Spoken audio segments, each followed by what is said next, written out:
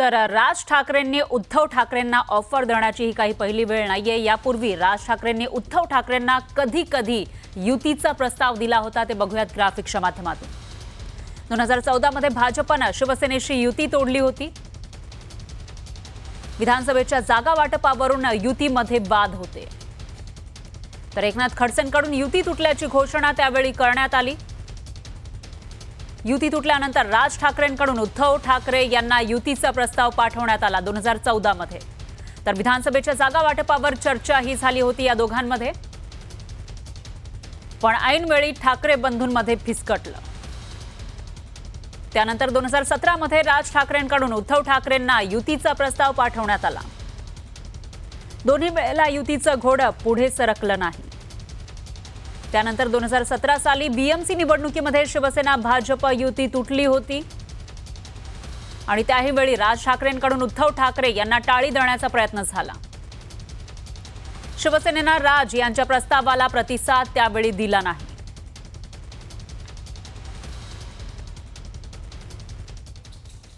तर 2005 साली म्हणजेच 20 वर्षांपूर्वी राज ठाकरे शिवसेनेतून बाहेर पडले। तेव्हापासून ठाकरे बंधू पुन्हा एकत्र यावे यासाठी एक जण कसोशीने प्रयत्न करतोय, ते म्हणजे चंदूमामा वैद्य। चंदूमामा वैद्य हे ठाकरे बंधूंचे मामा आहेत। सुरुवातीपासून ते ठाकरे बंधू एकत्र यावे यासाठी प्रयत्न करतायत।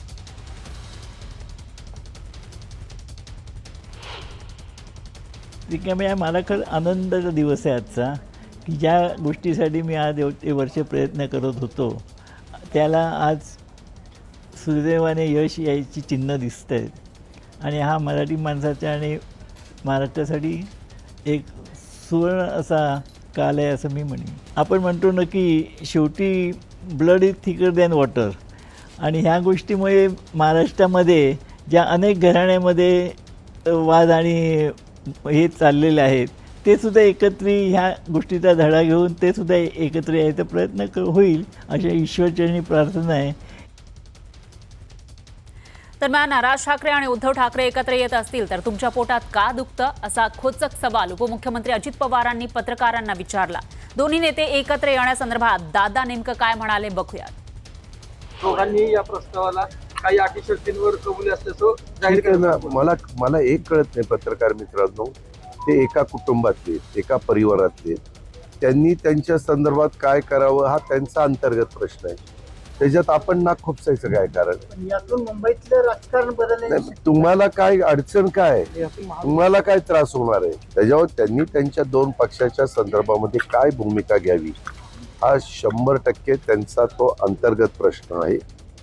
आणि काही वर्गाला जे शिवसेना आणि मनसे दोघांनाही, त्या दोन्ही पक्ष ज्यांना आपलेसे वाटतात त्याच्यातला जो घटक आहे त्या लोकांना वाटतं की या दोघांनी एकत्र यावं, परंतु आपण त्यांनी एकत्र यावं का न यावं हे आम्ही कुठल्या राजकीय पक्षांनी काही सांगण्याचं काही कारण नाही। माझं त्याबद्दल एवढंच आहे, प्रत्येकाने आपल्या सद्विवेक बुद्धीला स्मरून जे त्यांना योग्य वाटत असेल त्यांनी तो निर्णय घ्यावा।